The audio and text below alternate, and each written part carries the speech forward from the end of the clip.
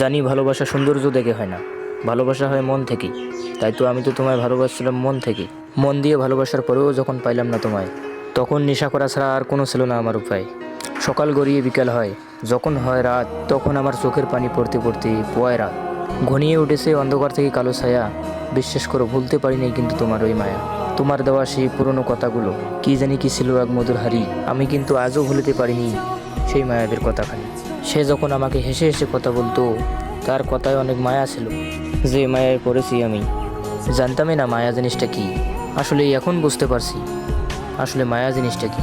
মেয়েদের মায়ায় এক অদ্ভুত জিনিস। ওই মায়ায় পড়ছে যারা, তিলে তিলে মরছে তারা।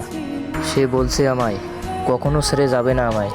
এখন তাকে বলছি, কই তোমার দেওয়া সেই কথাগুলো এখন কি তোমার মনে পড়ে না? রাত হলেই তুমি ঘুমাও তোমার স্বামীর বুকে মাথা রেখে, আর আমি বেড়াই তোমার অভাবে পাগলের মতো কেঁদে।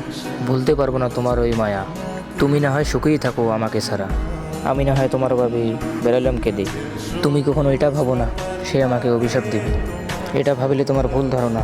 বরং ঈশ্বরের কাছে দুহাত তুলে কামনা করব, সে যেন তার স্বামীর ঘরে থাকে ভালো। আমি কবি নই, তবুও কবির মতো একটি বাক্য লিখেছি।